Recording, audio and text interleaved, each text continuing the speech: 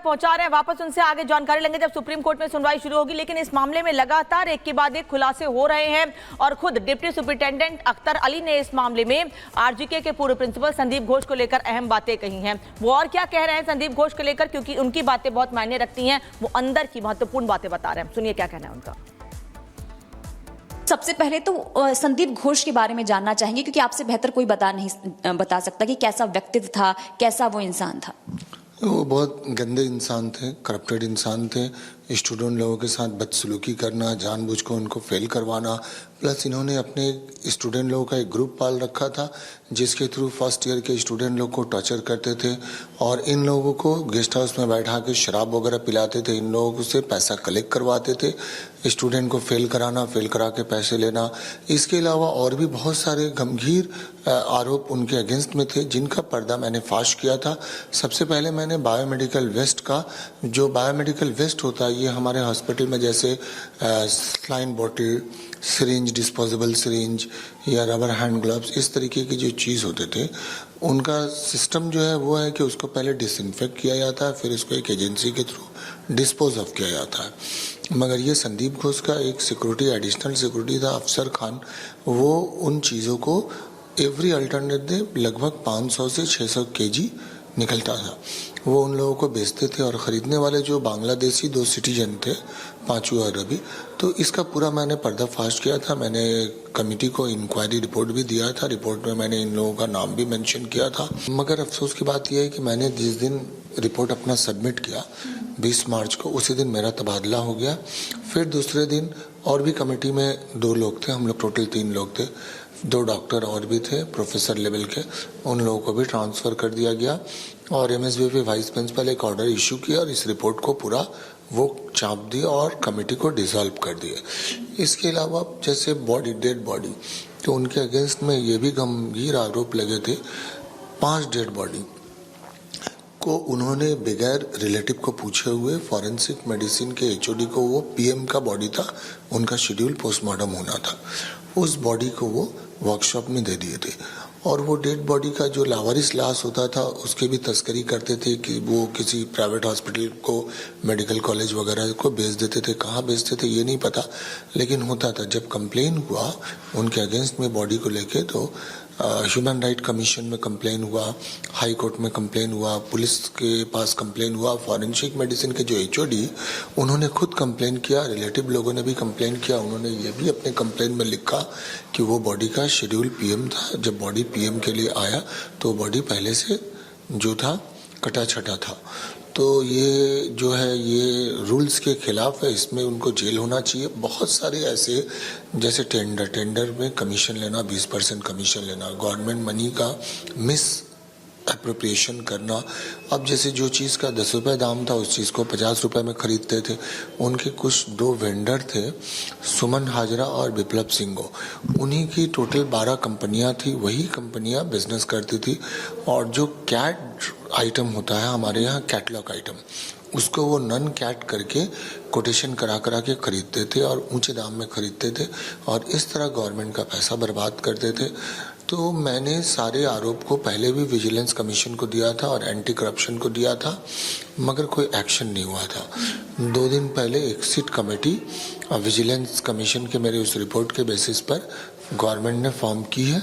वो कमेटी का कल इंक्वायरी था, मैं गया था, कमेटी ने मुझे बुलाया था, मैं स्टेटमेंट भी अपना रिकॉर्ड करवाया कि संदीप घोष के अगेंस्ट में मेरे जो भी एलिगेशन थे। फिर मैं कल ये महसूस किया, फील किया कि इसके साथ जो और, क्योंकि ये छोटा मोटा नेक्सस है नहीं, काफ़ी बड़ा नेक्सस है और उन लोगों ने काफ़ी सर, आप बहुत बड़ी बात कही, सनसनीखेज चीजें आप बता रहे हैं। मानव अंगों की तस्करी की जाती थी, कब से ये सारी चीजें अस्पताल के अंदर चल रही थी? नहीं, वो डेड बॉडी का जो बात सही है, जो मैंने ऑब्जर्व किया, वही डेड बॉडी को बेचा करते थे। और जैसे मैंने बताया कि ये ब्लैक एंड व्हाइट एकदम कंप्लेन जो पुलिस के पास भी मौजूद है, ह्यूमन राइट कमीशन के पास भी मौजूद है, हाई कोर्ट में भी इसका लेके पीआईएल हुआ था, तो ये उनको एक्सपोज किया गया था। उनको उनके हर इरेगुलरिटीज़ के बारे में, करप्शन के बारे में टाइम टू टाइम गवर्नमेंट को बताया गया था, लेकिन उनके अगेंस्ट में आज तक कोई एक्शन नहीं हुआ। ये सब होने के बावजूद मैं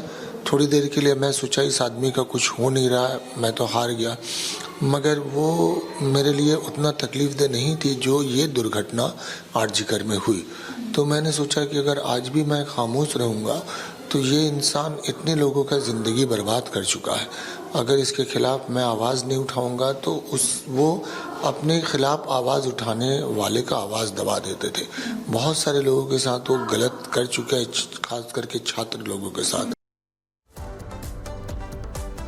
तो कोलकाता केस को लेकर पूर्व प्रिंसिपल संदीप घोष की जो भूमिका रही है वो हमेशा से ही शक के दायरे में रही है। वहीं आपको बता दें कि जो पूर्व डिप्टी सुपरिटेंडेंट के खुलासे हैं, अगर वो सही पाए जाते हैं तो पश्चिम बंगाल में भूचाल आ जाएगा। क्या है वो दावे, दिखाते हैं आपको इस रिपोर्ट के जरिए।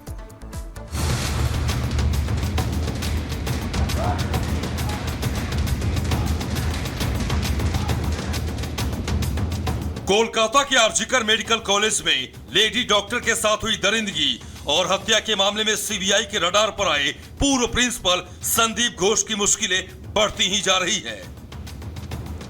एक तरफ जहां सीबीआई लगातार घोष से पूछताछ कर रही है, तो वहीं दूसरी ओर आरजीकर मेडिकल कॉलेज के पूर्व उप अधीक्षक अख्तर अली ने उन पर संगीन आरोप लगाए हैं।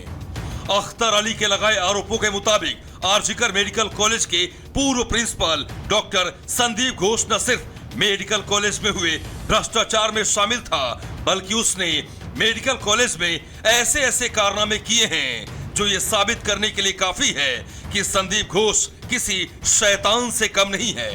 जी हां, आरजीकर मेडिकल कॉलेज के पूर्व उप अधीक्षक अख्तर का ये आरोप है कि संदीप घोष अस्पताल में हुए भ्रष्टाचार में शामिल तो था ही, साथ ही उसने अस्पताल में लाए गए लावारिस डेड बॉडी को बेचने के संगीन अपराध में भी शामिल था। गंदे इंसान थे, करप्टेड इंसान थे। स्टूडेंट लोगों के साथ बदसलूकी करना, जानबूझ को उनको फेल करवाना और इन लोगों को गेस्ट हाउस में बैठा पैसा कलेक्ट करवाते थे। इसके अलावा और भी बहुत सारे गंभीर आरोप उनके अगेंस्ट में थे, जिनका पर्दा मैंने फाश किया था। और वो डेड बॉडी का जो लावारिस लाश होता था उसके भी तस्करी करते थे कि वो किसी प्राइवेट हॉस्पिटल को, मेडिकल कॉलेज वगैरह को बेच देते थे। अख्तर अली का दावा है कि उन्होंने संदीप घोष के आपराधिक कृत्य की जानकारी पहले भी संबंधित विभाग को दी थी। यहां तक कि खतरा मोल लेते हुए उन्होंने संदीप घोष के कुकर्मों के खिलाफ बंगाल सरकार को कई बार सबूत भी दिए थे, लेकिन संदीप घोष के खिलाफ कभी कोई कार्रवाई नहीं की गई। ह्यूमन राइट कमीशन में कंप्लेन हुआ, हाई कोर्ट में कंप्लेन हुआ, पुलिस के पास कंप्लेन हुआ, फॉरेंसिक मेडिसिन के जो एचओडी उन्होंने खुद कंप्लेन किया। तो मैंने सारे आरोप को पहले भी विजिलेंस कमीशन को दिया था और एंटी करप्शन को दिया था, मगर कोई एक्शन नहीं हुआ था। 2 दिन पहले एक सिट कमेटी विजिलेंस कमीशन के मेरे उस रिपोर्ट के बेसिस पर गवर्नमेंट ने फॉर्म की है। पश्चिम बंगाल सरकार में संदीप घोष का क्या कनेक्शन था, इसका अंदाजा आरजीकर मेडिकल कॉलेज के पूर्व उप अधीक्षक अख्तर अली के लगाए गंभीर आरोपों से साबित होता है। अख्तर अली के मुताबिक संदीप घोष ने सिस्टम पर अपना इतना मजबूत पकड़ बना रखा था कि वो अपने खिलाफ उठने वाली हर आवाज को दबा दिया करता था। अख्तर अली की माने तो संदीप घोष मेडिकल छात्रों की जिंदगी के साथ खिलवाड़ के साथ साथ करप्शन, बायोमेडिकल वेस्ट की तस्करी से लेकर भ्रष्टाचार के तमाम कुकर्मों में पूरी तरह से लिप्त रहा है। मगर ये संदीप घोष का एक सिक्योरिटी, एडिशनल सिक्योरिटी था अफसर खान, वो उन चीज़ों को एवरी अल्टरनेट डे लगभग 500 से 600 केजी निकलता था। वो उन लोगों को बेचते थे और ख़रीदने वाले जो बांग्लादेशी 2 सिटीजन थे, पांचू और रवि। तो इसका पूरा मैंने पर्दाफाश किया था। मैंने कमेटी को इंक्वायरी रिपोर्ट भी दिया था। रिपोर्ट में मैंने इन लोगों का नाम भी मेंशन किया था। अख्तर अली का आरोप है कि उन्होंने संदीप घोष की आपराधिक कुंडली कई बार खोलने की कोशिश की थी, लेकिन हर बार उन्हें नाकामी हाथ लगी। उनका आरोप है कि उल्टा इस कोशिश में वो ही निशाने पर आ गए थे। लेकिन ये तो सिर्फ आरजीकर मेडिकल कॉलेज में संदीप घोष के कुकर्मों की झलकियां भर हैं, क्योंकि सूत्रों के मुताबिक सीबीआई लेडी डॉक्टर के रेप मर्डर केस में भी संदीप घोष की भूमिका को लेकर जांच कर रही है, क्योंकि सीबीआई को शक है कि आरजीकर मेडिकल कॉलेज में रेप हत्याकांड के बाद क्राइम सीन पर जिस तरीके से सबूत मिटाए गए और वहां कंस्ट्रक्शन का काम शुरू किया गया, उसके लिए भी संदीप घोष ही जिम्मेदार हैं। जानकारी के मुताबिक इस वक्त सीबीआई संदीप घोष से जुड़े जिन सवालों का जवाब तलाश रही है, उनमें कई सवाल ऐसे हैं जो संदीप घोष की तरफ शक की उंगली उठाते हैं। मसलन संदीप घोष ने लेडी डॉक्टर के परिवार को क्यों कहा कि उनकी बेटी ने आत्महत्या कर लिया है? क्या संदीप घोष ने हत्या की वारदात छिपाने की कोशिश की ताकि सबूत को मिटाया जा सके? पुलिस को जानकारी देने से पहले संदीप घोष ने अस्पताल स्टाफ के साथ मीटिंग क्यों की? वारदात के बाद संदीप घोष ने फौरन इस्तीफा देकर कहीं और ज्वाइनिंग क्यों किया? क्राइम सीन को प्रोटेक्ट करने के लिए अस्पताल प्रशासन ने कदम क्यों नहीं उठाए? कहीं ऐसा तो नहीं कि लेडी डॉक्टर के रेप मर्डर के तार किसी बड़ी साजिश का हिस्सा हैं? जी हां, सवाल कई हैं और हर सवाल का जवाब कोलकाता के आरजीकर मेडिकल कॉलेज में हुए लेडी डॉक्टर के रेप मर्डर केस की दिशा बदल सकता है। ऐसे में सारे सवालों का जवाब तलाश रही सीबीआई आज सुप्रीम कोर्ट में क्या जवाब दाखिल करती है, पूरे देश की नजर उसी पर टिकी है।